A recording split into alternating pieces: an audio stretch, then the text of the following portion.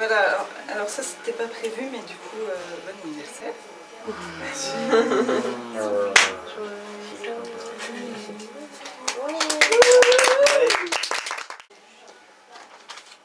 Et alors là, voilà,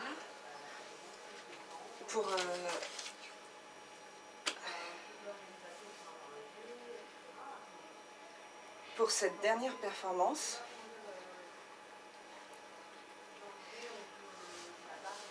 j'ai décidé de pleurer.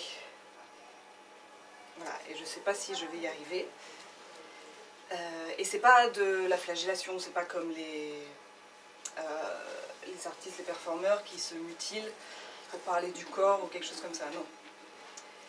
En fait, au début, je voulais faire un texte sur le rite, que j'ai ici, qu'à un moment j'ai donné à David parce que peut-être il allait le faire, mais non.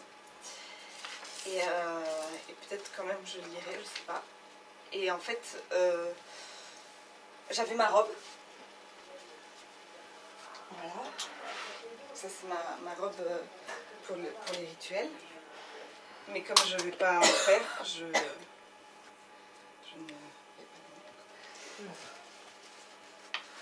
Voilà.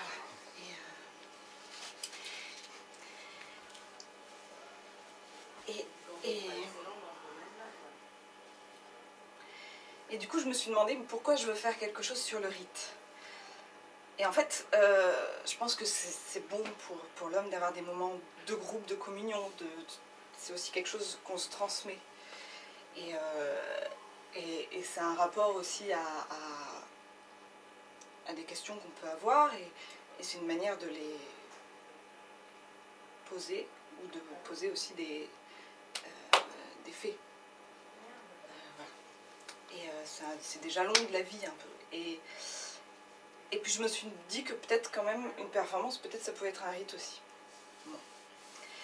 Et après j'ai pensé pourquoi je veux pleurer. Et je me suis dit que finalement c'était peut-être le plus proche de ce que j'ai en moi et que je partage avec vous, que je ne connaisse pas, parce que c'est universel les pleurs. Et du coup, bon, je pourrais rire parce que c'est aussi universel, mais je me suis dit que y a plus de gens qui ont du mal à pleurer qu'à rire. Et par exemple, il y a les pleureuses aussi qui pleurent pour les autres, pour exprimer aussi une peine qui peut parfois pas sortir. Voilà. Et en fait, je me suis dit que je voulais pas vous faire pleurer vous. Et je me suis dit que en fait, ce que je voulais, c'était apaiser vous. Et du coup, j'ai pensé à la consolation. Et je me suis demandé comment on se sent quand on console quelqu'un. Et je me suis dit que je voulais vous offrir ça. Mais en même temps, quand je me suis demandé ça, je me suis souvenu que les dernières fois que j'ai essayé de consoler des gens, ça m'a pas fait me sentir bien. Et en fait, je me suis souvenu que c'est parce que ça n'avait pas marché, que j'avais pas réussi à les consoler, parce que j'avais essayé, et puis j'avais pas réussi. Et du coup, je me suis dit que si je pleurais comme ça serait plutôt facile pour vous de me consoler, peut-être. Et que du coup, peut-être ça vous apporterait quand même ce soulagement, parce que je me suis souvenu que par contre, quand j'arrive à consoler quelqu'un, ça enlève un poids et ça fait du bien. Voilà. Et même pour un petit moment, et ça enlève un poids chez l'autre et du coup chez la personne qui console aussi, chez moi. Voilà. Et après je me suis demandé dans quelle mesure vous pourriez perdre du poids vous sur les épaules alors que, en me consolant moi, alors que vous pensez que c'est pour une performance ou pour un moment faux. Et du coup ça m'a fâchée parce que c'était contradictoire, et quand c'est contradictoire je bute parce que c'est contradictoire. Et pourtant j'ai des choses à pleurer. Pas forcément tout de suite, mais et il y a toujours des choses à pleurer. Et je me suis dit que finalement les pleurs ne naissent pas du néant, et que si j'y arrive, même si c'est faux, genre, voilà, j'ai pris quand même ça parce que j'étais pas sûre et je ne savais pas trop, mais je vais essayer ça quand même. Mais je me suis dit que même si pleurs sont faux, il y a une partie où ils sont vrais. Il y a un endroit où ils sont vrais. Et donc je vais essayer de pleurer. Et si j'y arrive, je me mettrai là-bas. Et en partant, vous pourrez me consoler ou pas. Et sinon, j'irai me cacher. Voilà. Bon. Du coup, peut-être, si vous pouvez fermer vos yeux, je vais essayer plus simple. Voilà. Fermez vos yeux et je...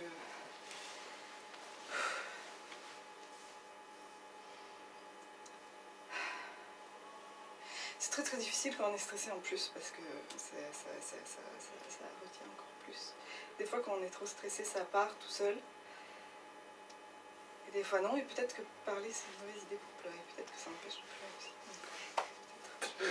Peut-être je vais me taire et du coup vous allez être obligés de rester les yeux fermés pendant que vous écoutez et qui essayent de pleurer. Voilà.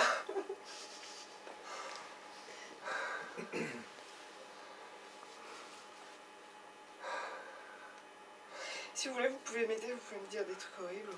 C'est faisable aussi. Un pigeon mort. Oh non. Ça c'est vraiment horrible. On a encore creusé aujourd'hui. Non, ça c'est Il y vraiment en a un en bas des quarts d'heure, vraiment, à l'entrée du parking, un pigeon écrasé. Arrête. On a en fait sur place des ateliers. Moi, ça me fait. J'ai vu sur internet que quand ils restent au sol sans se mettre à l'ombre, c'est qu'ils sont blessés généralement. Et lui, je l'ai vu et je me suis dit, bon bah je vais essayer de l'oublier et je suis barré. Il est probablement mort maintenant. Là c'était il y a un mois. Mais Ah oui. Bon, on oublie le pigeon mort, on va ailleurs.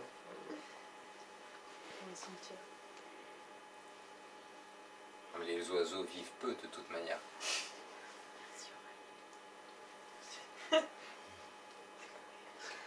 Je vais tricher.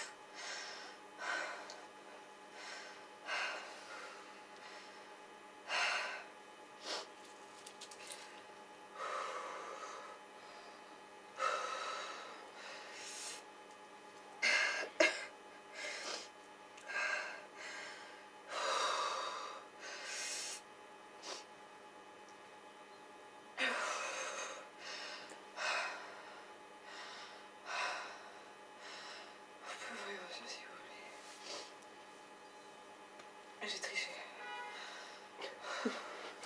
Ça soulage quand même.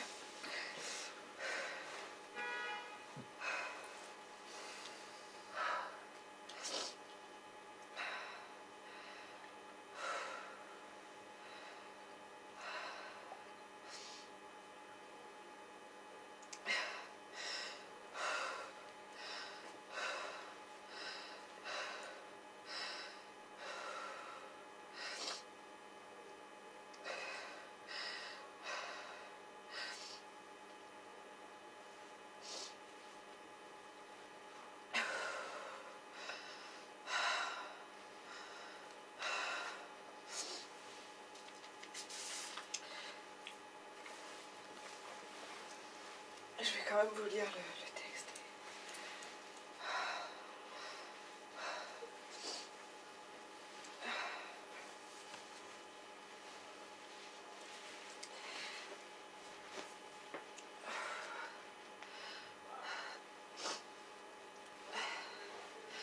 Le rite, c'est un pont, mais pas n'importe lequel. Le rite, ça doit être un pont d'aventurier. Le rite, ça doit être Indiana Jones, marcher sur une bretelle d'autoroute. Le rite, ça doit être les crocodiles, un pont en ficelle qui tongue au rythme des envols de pélicans, un pont en ficelle rongé par la pluie acide, des poids lourds qui nous frôlent et des barrières de sécurité trop souvent tordues, des crissements de pneus derrière nous, des plantes avachis qui jettent leur pollen au loin dans l'espoir qu'il atterrisse très loin de là, des piranhas qui sautent et s'accrochent au pont, des plantes carnivores à échelle carnivore de gros mammifères sur les rives, au cas où les crocos seraient rompus. Mais pas un pont au-dessus de la rivière aux canards, quoi. Pas les poules d'eau, pas l'acrobranche, pas le petit pont qu'on utilise sans s'en rendre compte, comme quand on regarde la route, et la route devient un pont, mais c'est toujours la route, on croit. Le rite, il faut s'en rendre compte. Le rite, il faut le danger, il faut avoir peur de tomber dans l'eau de trop loin, de trop haut, dans les crocodiles ou sur les pics, de ne jamais réussir à passer. Il faut désirer passer plus que tout. On peut rajouter des canards si on veut après, mais d'abord le danger, les crocodiles. Et par exemple, se marier, c'est danger. La cérémonie, c'est une récompense, une validation, c'est pour une remise de diplôme. Le mariage, c'est pas une récompense. Puis ce serait outrageant pour tous les célibataires. Voilà. Parce qu'on peut quand même rire et pleurer. Dans quel ordre? L'un dans l'autre. Donc je vais me mettre là-bas.